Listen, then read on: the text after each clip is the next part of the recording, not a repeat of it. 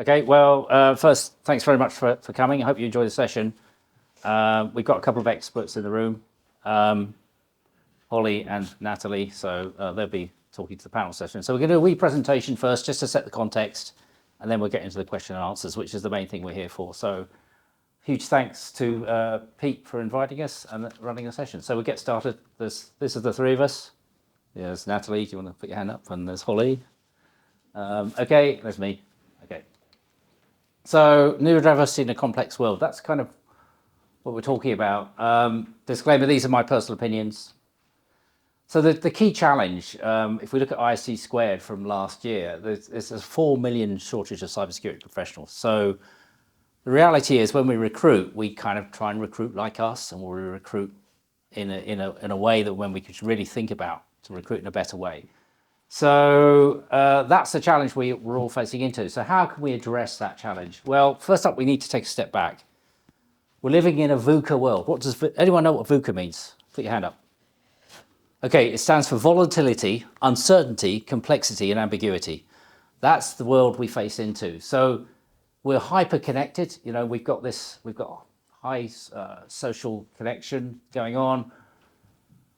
We've got complexity due to immigration shocks. We've got potential contagion in financial downturns and inequality in social and polarization. But we've created this global, incredibly complex, oops, I don't know how to deal with that, network. Yeah, okay, allow. Okay, no, it doesn't work. Okay, we've created this incredibly complex supply chain. And this is what this diagram represents here. We've seen this in the Ukraine war, where we've had to change our supply chain, change where we get the oil from. We switched to the US from Russia. But the thing is, because these supply chains are so complex and global and so fragile, the slightest change can make a huge difference. And this complexity means we need to think differently, which is why we need to think about people who think differently to address these really complex systems we've built through globalization. So let's talk about neurodiversity, which is the main thing we're here to talk about. So that's the background. We've got a shortage of cybersecurity professionals, and we've got an incredibly complex world we're operating in. So neurodivergent just essentially have a different brain wiring. I think that's a key point, and bring unique strengths, which I'll talk about. And we all think and learn differently, right? Some people like videos, some people like text, some people like to listen, some people like to be in a classroom. There's lots of different styles. We've got the spectrum of neurodiverse conditions, and then this is not complete. This is just a summary. And let's have a look at some of the positives. So ADHD. So just ask a question: who in here knows someone who's on the autistic spectrum or has got? Okay, that's amazing. Okay, so the statistics are it's between 1 in 5 and 1 in 7 people are on the spectrum. So that's potentially 20% of the population. So we really need to think about this. So some incredible ADHD people, tenacity, enthusiasm, passion, leadership skills, an amazing set of positive skills which could be brought to the workforce. That's ADHD. Then autistic spectrum disorders or autistic spectrum conditions, honest and direct communication, attention to detail, find patterns, processing information and memory. So finding patterns. Concrete example is someone I know, they predicted double extortion ransomware back in 2013 because they could see patterns because they were on the spectrum, and just amazing skills that they bring. Honest and direct communication can be misinterpreted sometimes, but it's refreshing, frankly. I really enjoy that. Dyslexia, again, strengths of dyslexia: determined, inquisitive, attention to detail, strategic thinking. Now, what we need to understand with dyslexia, the display of not being able to read words is just a surface condition. There's deeper underlying challenges maybe happening. And anyone on the spectrum doesn't mean to say that you're just in this box. You could be connected to multiple parts of the box because everyone's unique.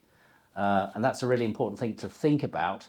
So somebody who's been diagnosed as dyslexic may have ADHD, they may be autistic spectrum disorders. It's not a simple equation. And then finally, OCD. What does OCD bring? Conscientiousness, loyalty, enthusiasm, attention to detail, and self-directed.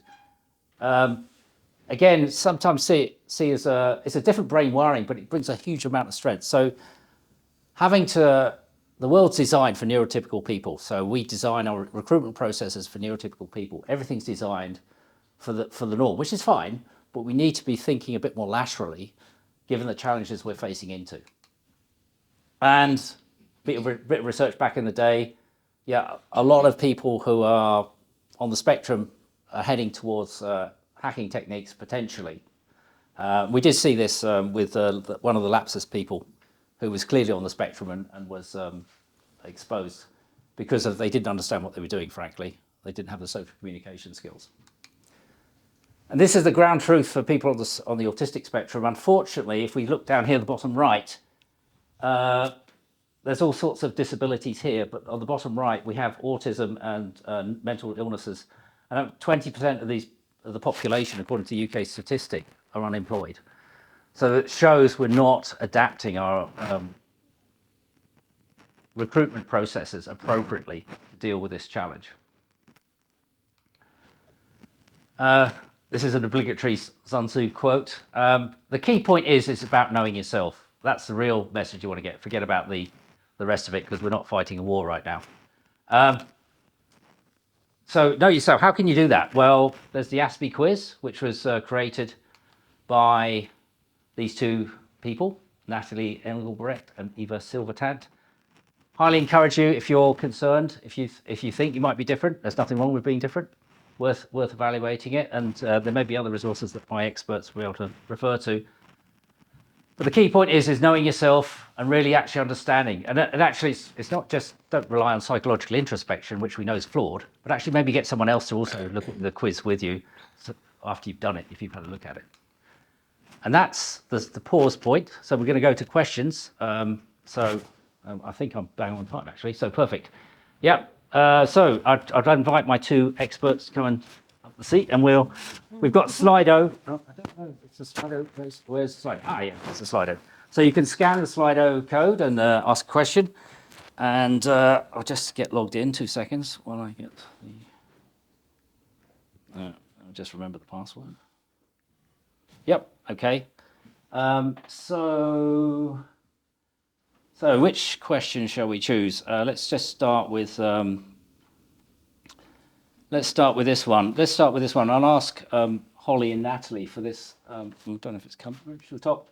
Yeah. So what advice would you give to employers who are looking to create a more inclusive hiring process for neurodivergent candidates? So I'll start with you, Natalie, if that's okay. Thanks. Hi, everyone. I'm Natalie Coull. I'm head of the Cybersecurity division at Abertay University. A large proportion of the students in my division are neurodivergent. I also manage a team of academics with a few neurodivergent individuals in the team as well. I've seen, it's all too frequent over the years. I see students who are coming through our courses who are, clearly neurodivergent. They've got a diagnosis. They've gone through university with a support plan, with a lot of accommodations that we can put in place to support them. They've got fantastic technical skills. They've got fantastic written communication skills, but it takes them a very, very long time to get in employment. They frequently apply for positions, they go through the interview process, and they are not successful. So I can see from my perspective that there are many, many companies out there who are trying to attract individuals with the talent that I can see they've got, but they're just not managing to kind of evidence that through the interview process. Some of the things that can be put in place, and Holly, I know you'll have a lot of things to come in here, but it's about helping them to prepare and understand what that interview will be like. They can find situations that they're not comfortable with and not familiar with incredibly stressful, which will affect their performance. I do a lot of interviews, and I know how much we tend to kind of go based on their social ability that they're able to demonstrate in that interview and their communication skills, that for a lot of the neurodivergent individuals is extremely stressful. Some of the things that we're trying to implement at Abertay from a recruitment perspective is, can we give people the questions in advance? Why does it have to be, certainly for some of the competency-based questions, why does it have to be a test in terms of how quickly they're able to respond on the spot? If we are doing in-person interviews, can we help to familiarise them with the room in advance? Can we send them a picture of the room? Can we make sure that there are not things that are contributing to that sort of sensory overload? We need to make sure that the room is quiet, that it's got good temperature control. Everything that we do, that we can do to make that individual feel more comfortable and relaxed will help them to perform at their best in the interview. So that, I think, covers it from an interview perspective in my experience. Holly, do you want to come in there? Hello, Holly Foxcroft. I'm head of Neurodiversity Consulting and I lead in cybersecurity research. My current research is actually in how neurodiversity influences and impacts cybersecurity posture through a cyber psychological perspective. So our relationships with technology and cyberspace from a generational point of view, and then neurodiversity itself. My previous research, you saw up there the 2019 report showing that they noticed a lot of characteristics of young cybercrime offenders having autistic-like tendencies. That really annoyed me. That really annoyed me that you would just look at one community of people and only their characteristics without understanding the vulnerability which contributed towards a pathway into cybercrime. So that's where my research came in with the National Crime Agency and with my Southeast Regional Cybercrime units. And I actually addressed the vulnerability of neurodiversity, particularly neurodivergence, which plays a part into that without looking at just one community. So what I mainly do is I actually support organisations in the cybersecurity industry into attract, retain, and a full employee life cycle of actually supporting them through a full career and not just keeping them where they are. So, forgot the original question. What was it? Oh yeah, sorry. So looking at interviews. Interview is your first barrier. What we try to look at is a diagnosis met. How do we support autistic people? How do we support ADHD profiles, dyslexia? Remove all of it. What I want everyone to start learning in this room and to start sharing is actually our neuronormative standards at accepting individual characteristics. So I'm an autistic person and I have ADHD. Bit of dyslexia thrown in there as well, which you'll notice if you ever receive an email from me. But my characteristics are quite a lot of people say, I never realised. My favourite one is you don't look autistic, which I always do this. I always do this and I'm like, how about now? Do I look autistic now? Mainly because I am often on stages, I am often talking. I promise you, if you spend more than 5 minutes with me, you will pick up on my autism. You will start to pick up on it now because I never actually stop talking. I sing like a canary when I'm talking about something I'm passionate about. So there's your first misconception. That many, when you are addressing a diagnosis led initiative to support people and not their individual needs. So if you are looking to support more applicants from neurodiverse, look at how you support their individual needs. What specifically do they need support with that you as an organisation can accommodate? What I promote is the use of neurodiversity passports. What specific accommodations can they do they need and what can you provide? Natalie's already covered quite a few ones. Other ones that I can support you with is give a profile of who the interviewer is, who that person is, what they do in their job, something about them and a picture of them. It goes a long way. And I love an analogy, and I'm going to tell you one here, is we recognise that neurodiversity, diversity of thought is needed in cybersecurity. It's a very diverse industry and we need neurodiversity, particularly if our adversaries are also showing traits. We need to think out the box thinkers. Now let's just imagine we've got fish, right? And our fish tank, which is our organisation, is filled with goldfish, but we now want some tropical fish. We're not just going to buy the tropical fish and we're going to put them into our fish tank, which is essentially that recruitment process. We're going to get them, we're going to put them in our fish tank because what's going to happen? They're going to die.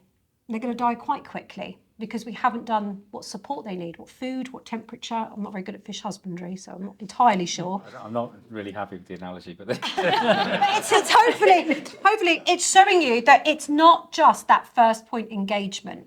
If you are looking to support and neurodiversity, particularly neurodivergence, recruitment is just the first one.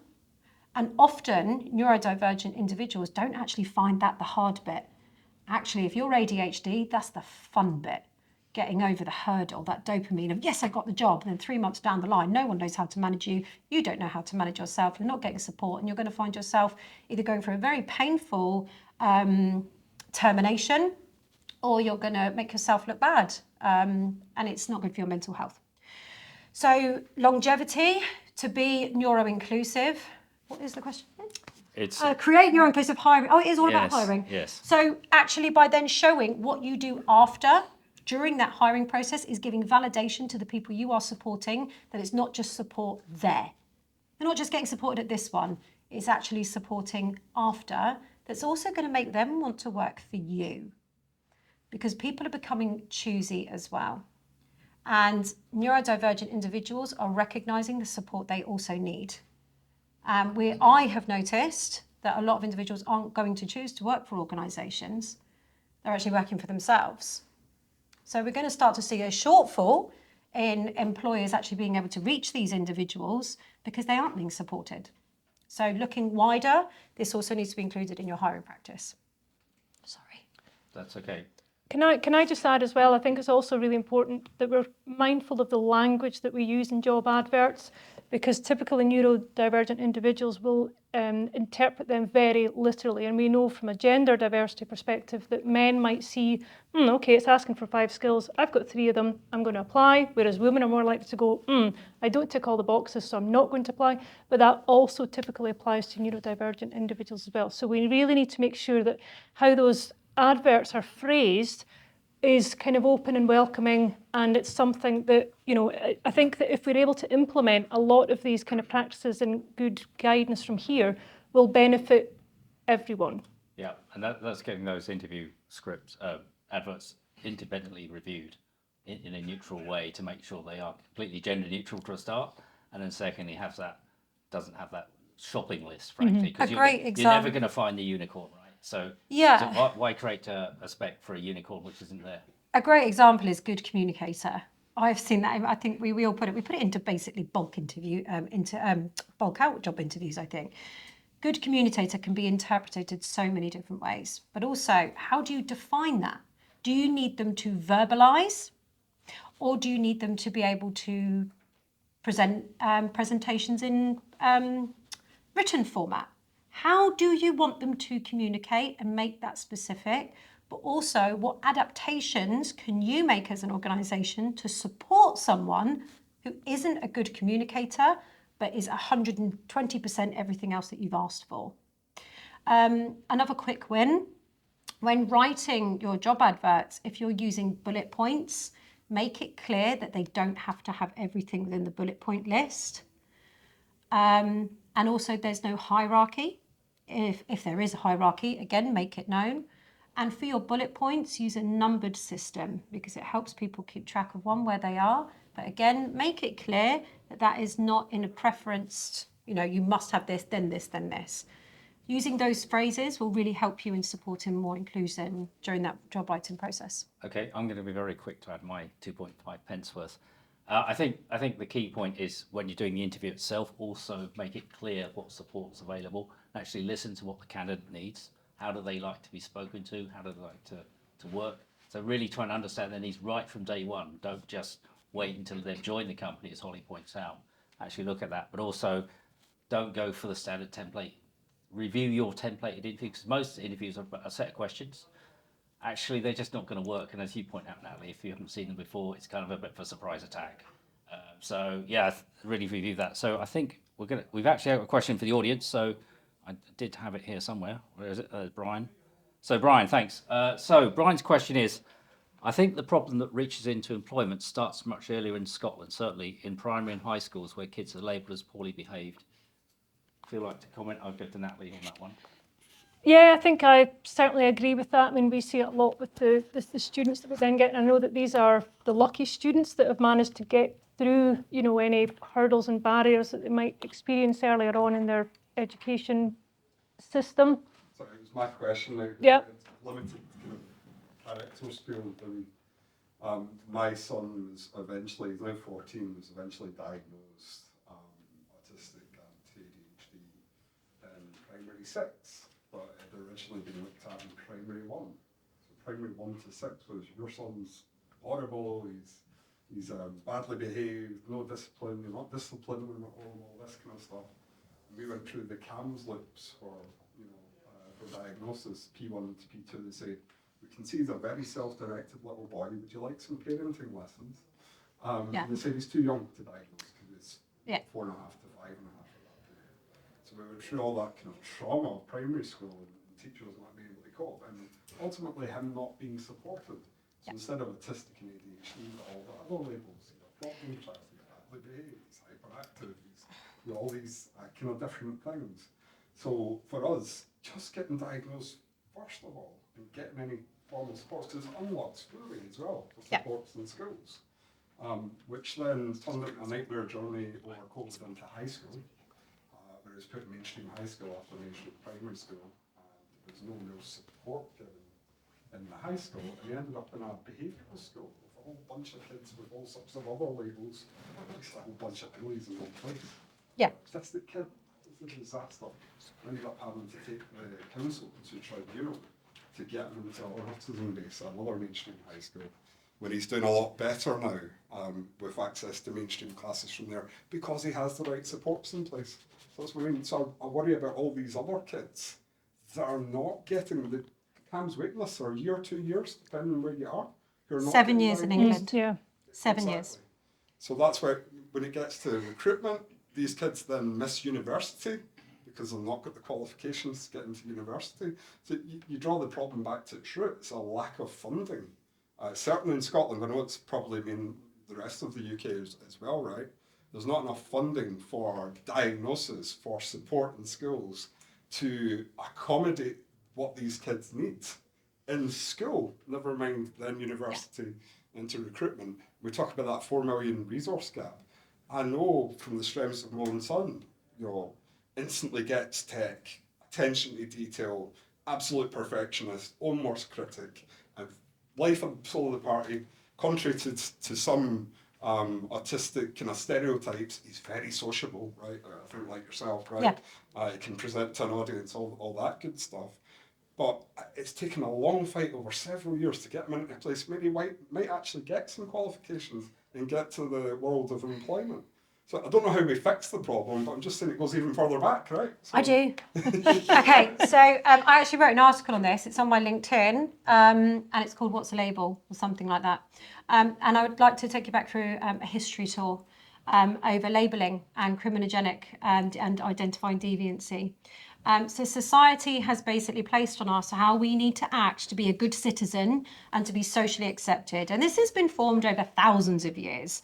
And it's been driven by some main factors, but unfortunately it's mainly been formed on capitalism, colonialism, religious, and there's one more, white supremacy. So how we act is how society says we should act. And that does start to fluctuate and change. But anything that is diverged as different, let's look at, okay, we're in Edinburgh, so let's look at the witch trials.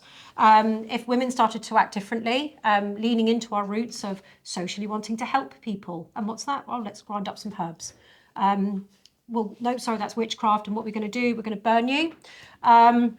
Or we're going to label you as different. We will put you in the stocks to label you against the rest of society as deviant.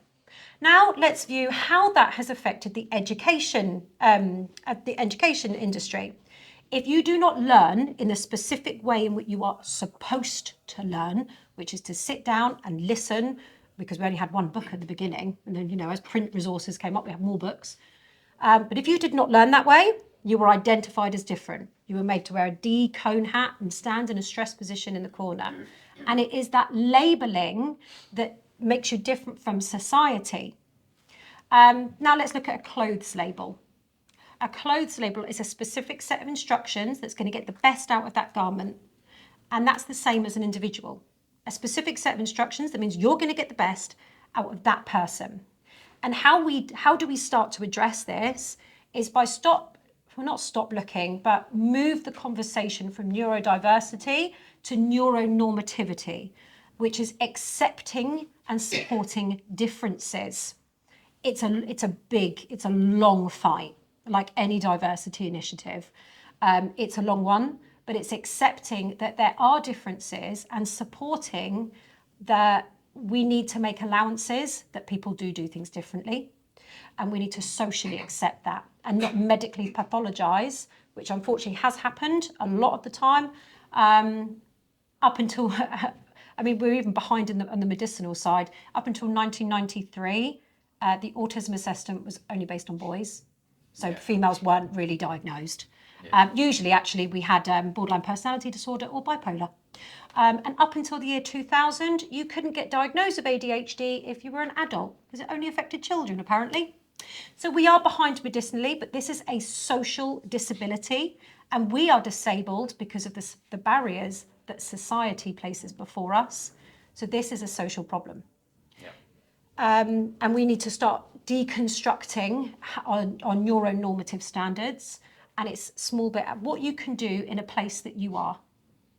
What can you do right now in the place that you are to change those supportive mechanisms? It may be something small, and it starts with a conversation.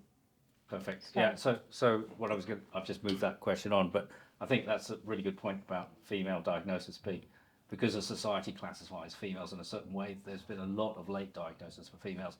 And actually, only recent research shows there is actually a relationship between hormones levels and autism. So it's a massive topic, and we're way behind. So to build on your very point, the next question I've taken is what physical changes, but I don't think it's just physical changes, can you make to be more accommodating to autistic workers? I don't think it's just physical, but it's also policy changes. So start with you, Natalie. Certainly, I think from what I observe with students and staff, we don't provide office facilities necessarily for the students, but some of the accommodations that we do implement, if they're having to give presentations, we know that they can find that particularly stressful. We allow the students as best as we can to select the room that they're able to give the presentations in. If they want to have a limited audience, then we can certainly be accommodating with that as well, and make sure, for example, it's just staff and a couple of their peers that they could choose that are in the room as well.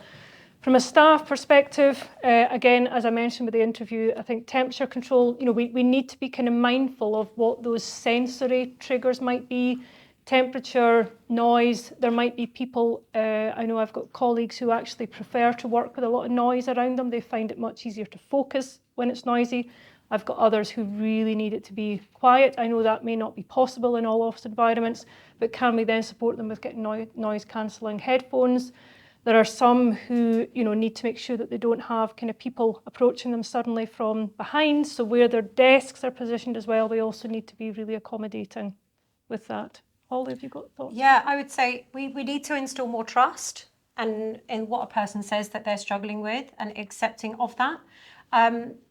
We want to do the best for everyone. However, we do need to also approach things. Can we financially afford to build, quiet desks for people? Can we only have one meeting room, so that is where they.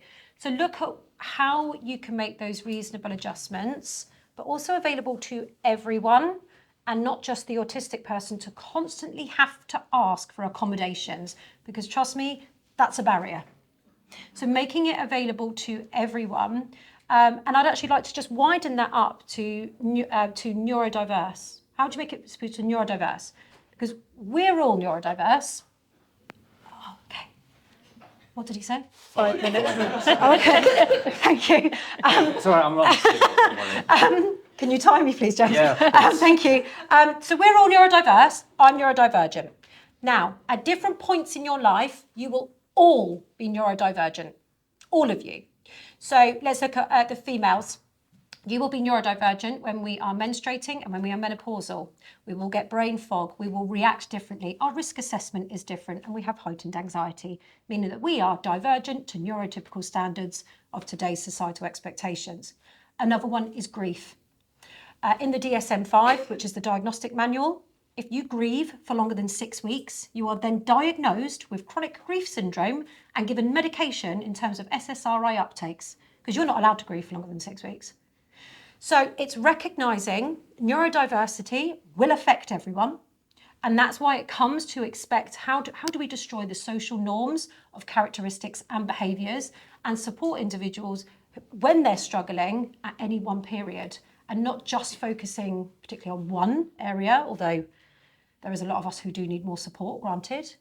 But that's how you start to deconstruct the social normativity, making it about everyone, because then everyone can actually build a positive relationship, but they may also need that support one day themselves. Yeah, brilliant. Give the microphone. I think Dale, you had a question. It's for the watch. Okay.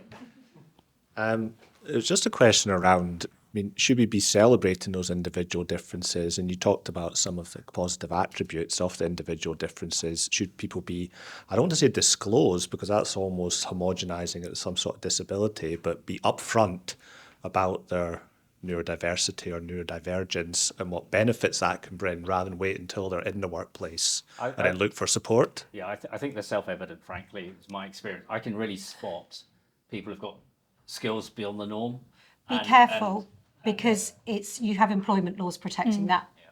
So if a person discloses to you, that stays with you. You cannot give that health and medical information to anyone else within your organisation without their permission.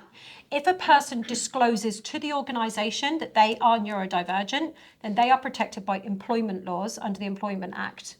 If you do not meet those support needs and they can show that they were discriminated against, you've got a lawsuit ahead of you that's really going to financially destroy you.